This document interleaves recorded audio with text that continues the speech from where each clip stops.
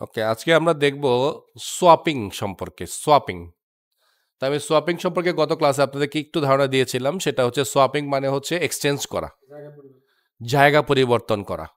ওকে, so প্রোগ্রামের ভাষায় মানে সোয়াপিংটা কেমন হবে সেটা আমি আপনাদেরকে একটু দেখাই।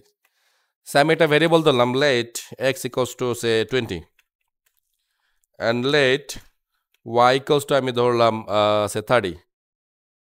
সো আমাদের টার্গেট হচ্ছে আমরা যখন একটু পরে প্রিন্ট করব, সেই প্রিন্টের মধ্যে এক্স এর ভ্যালুটা ওয়াইতে চলে আসবে, ওয়াই এর ভ্যালুটা এক্সে চলে যাবে। তার মানে এক্স ইকুয়ালস টু হবে 30 এবং ওয়াই ইকুয়ালস টু হবে 20। So this is called swapping. টার্গেটটাকে ফিল আপ করতে হবে আমাদের। সো এটার অনেকগুলো ওয়ে আছে, আমি আপনাদেরকে একটা সহজ পদ্ধতি আজকে দেখাবো, একদম ইজি পদ্ধতি। তো এটার জন্য আমরা যেটা করব, আমরা একটা নতুন ভ্যারিয়েবল নেব। সেই ভ্যারিয়েবলটা আমরা নাম দিচ্ছিলাম লেট, এটার নাম দিচ্ছি আমরা ট্যাম্প। ট্যাম্প আমরা এই কারণে ইউজ করলাম, সচরাচর ট্যাম্প শব্দটা আমরা ব্যবহার করি টেম্পোরারি শব্দটাকে রিপ্রেজেন্ট করার জন্য। তার মানে এই ভেরিয়েবলটা হচ্ছে একটা টেম্পোরারি ভেরিয়েবল। সো এইখানে আমরা যেটা করব, আমরা এক্স এর ভ্যালুটাকে এখানে পাস করে দিলাম। ইট মিনস ট্যাম্পের কাছে এখন আমাদের এক্স এর ভ্যালুটা স্টোর হয়ে আছে।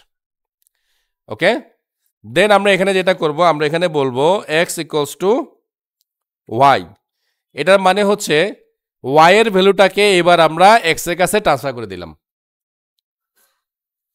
দেন আমরা বলবো y ইকুয়ালস টু বলবো ট্যাম্প। আমাদের এই হলো ভ্যালু এক্সচেঞ্জ দিচ্ছি। সেটা হচ্ছে গিয়ে যে আমরা সবসময় বলেছি যে বাম পাশে যে থাকে সে ভ্যালু ধরে রাখে, আর ডান পাশে যে থাকে সে ভ্যালু পাস করে দিচ্ছে।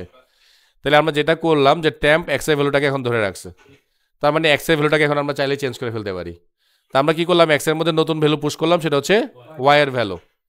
আর যেহেতু ওয়াই, তাহলে আমার এখন ইউজ করার সুবিধা, মানে হ্যাঁ।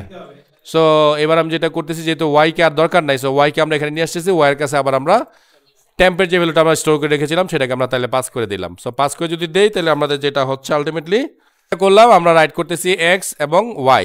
আর ঠিক এই রাইটটাকেই আমরা শুরুতে একবার করব এখানে।